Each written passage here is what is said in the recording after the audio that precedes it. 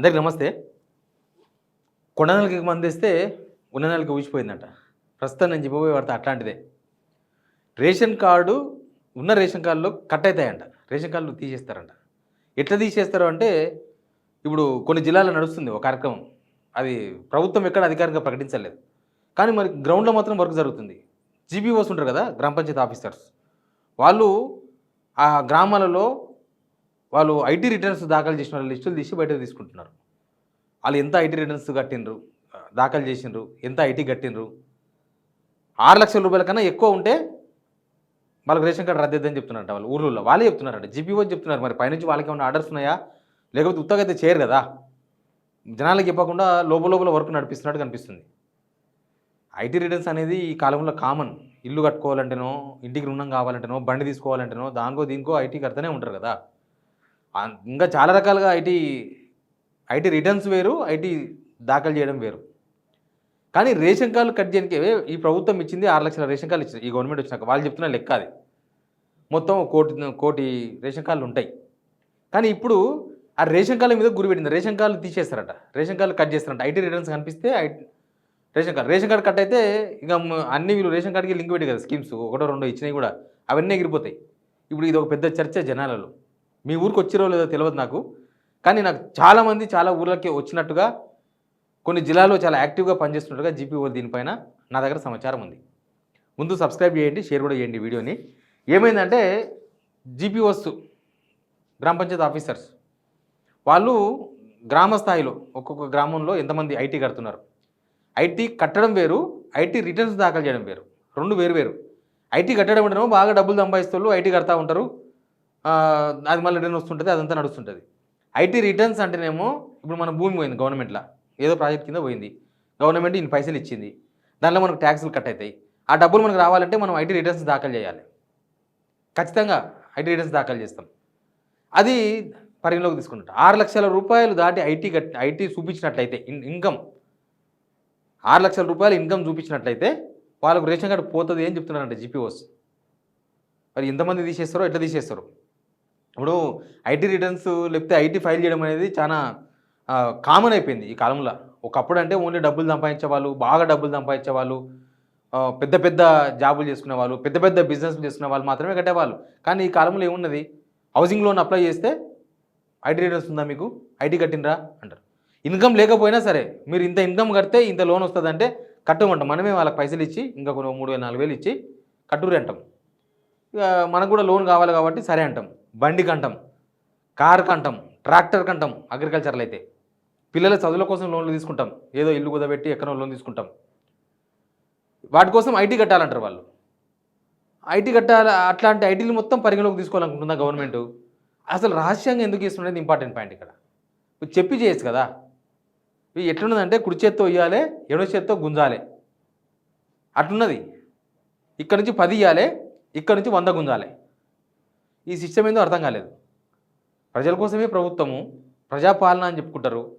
తీరా చూస్తే మళ్ళీ ప్రజల దగ్గర నుంచి వాళ్ళకి ఎట్లా ఇప్పుడు చిన్న షాపులలో కూడా ఇప్పుడు యూపీఐ పెట్టుకుంటారు కదా, ఫోన్పేలు అవి పెట్టుకుంటారు కదా. ప్రతి ఒక్కరు ఇప్పుడు షాప్కు ఒక 10 మంది వస్తే 2-3 పైసలు ఇస్తే మిగతా ఒక 5-6 మంది గూగుల్ పేనే కొడుతున్నారు.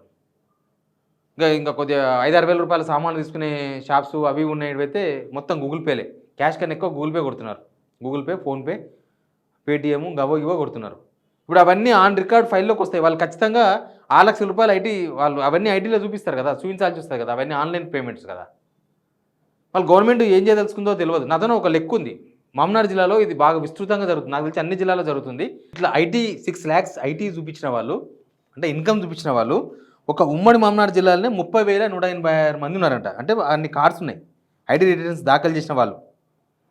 గవర్నమెంట్ నుంచి లబ్ధి పొందితే కూడా మనం ఐటీ రిటర్న్స్ దాఖలు చేస్తాం, ఎందుకంటే ఆ పైసలు మళ్ళీ మనకు బ్యాక్ వస్తాయి కాబట్టి. గద్వాల జిల్లాలో 9,156 ఐటీఆర్ దాఖలు చేసిన రేషన్ కార్డులు ఉన్నాయంట వాళ్ళ దగ్గర. తర్వాత సిద్దిపేట జిల్లాలో 14,200 మంది రేషన్ కార్డులపైన జీపీఓలు విచారణ చేస్తున్నారంట. సిద్దిపేట జిల్లాలో రాష్ట్ర వ్యాప్తంగా ఇట్లాంటి వాళ్ళు లక్షల్లో ఉంటారని సమాచారం. ఒక సిద్దిపేట జిల్లాలోనే 14,200 మంది ఉన్నారంటే మనకు 33 జిల్లాలు ఉంటాయి. 33 జిల్లాలు అంటే ఈ లెక్కన యావరేజ్గా ఒక 10 లక్షలు వేసుకున్నా కూడా 33 జిల్లాల్లో 3,30,000 కాళ్ళు ఉంటాయి. అందుకే అంటున్నా, ఇట్లా ఒకటి 10 ఇవ్వాలి, 100 గుంజాలి. ఏం చేయదలుచుకుందో ఏం చెప్తలేరు. కార్డుదారుల నుంచి డిక్లరేషన్ తీసుకుంటున్నారట. మొత్తం నువ్వు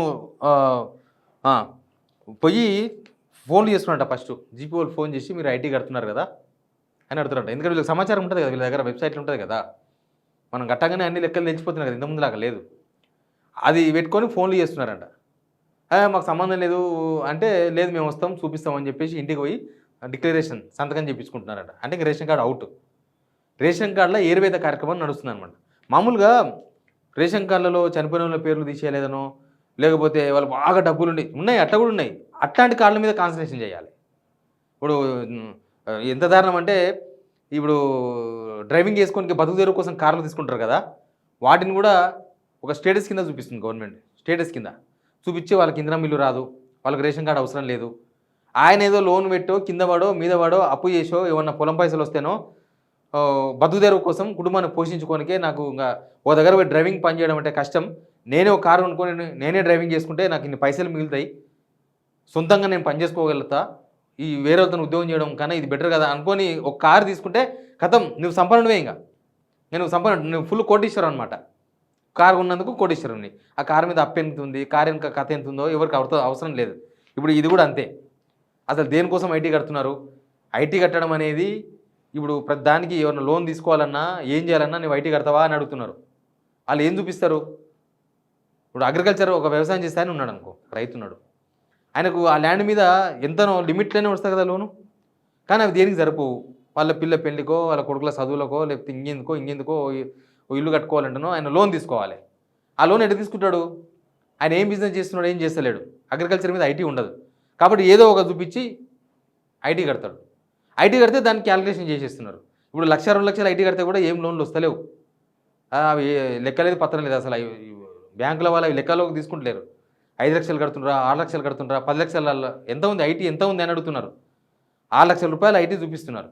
అసలు ఇవి ఏం అర్థం కాని విషయాలు.